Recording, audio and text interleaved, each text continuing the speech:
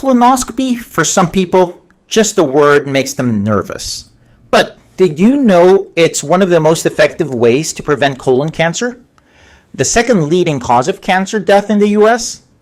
Today, I'll explain what you need to know, how colonoscopy works, when to get it, and why finding and removing polyps can actually save lives.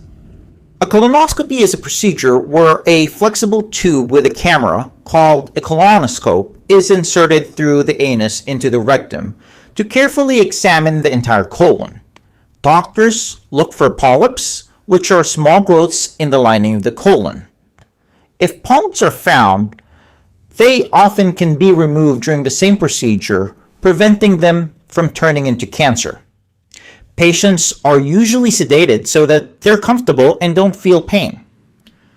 The prep involves drinking bowel cleansing solutions so the colon can actually be clean and visible. For most average risk adults, the American Cancer Society and US PSTF recommend starting screening at the age of 45. But some people need to start earlier. Those with a family history, if you have a first-degree relative diagnosed with colorectal cancer or advanced adenoma, screening may start at the age of 40 or 10 years before the relative was diagnosed. Genetic syndromes such as Lynch syndrome or FAP, familial adenomatous polyposis. Those with inflammatory bowel disease like Crohn's or ulcerative colitis after 8 to 10 years of the disease. History of radiation of the abdomen or pelvis in childhood. If you're in these high-risk groups, your doctor may recommend colonoscopy much earlier and more often.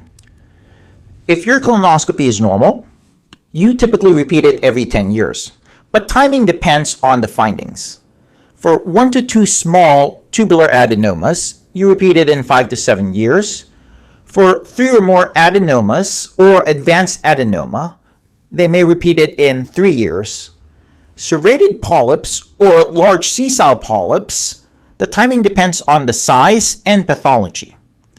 High-risk genetic syndromes may need colonoscopy every 1 to 2 years. The schedule is personalized and based on what's found. So how safe is colonoscopy and what are the risks? Actually, colonoscopy is very safe, but like any procedure, it does have risks. The most common are temporary bloating and cramping.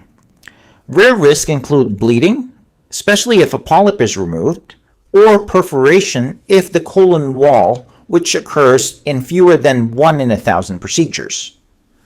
Sedation also carries a small risk, but overall, colonoscopy is considered low risk and the benefits of preventing cancer far outweigh risks. Now, let's actually look at the polyps. We talked about it earlier, but let's actually expand on it. Not all polyps are the same, and not all turn into cancer. The main types are hyperplastic polyps. They're usually small and are actually low risk.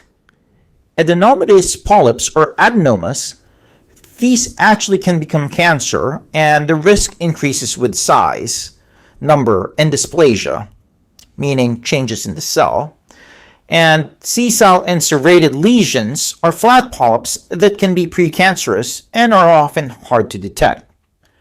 Removing these polyps during colonoscopy interrupts the pathway to colorectal cancer development, which is why colonoscopy is both diagnostic and a preventive tool. Why does it matter? Colonoscopy has helped drive down colorectal cancer rates and deaths in people over 50. But with rising cases in younger adults, awareness and timely screening are more important than ever. If you're average risk, start at 45. If you're at higher risk, talk to your doctor about starting earlier. And remember, finding a polyp today could prevent a cancer tomorrow. So, that's colonoscopy in a nutshell. How it works, when to get it, why it's one of the most effective cancer prevention tools we have. If you guys found this video helpful, please click the like and subscribe button and check out all our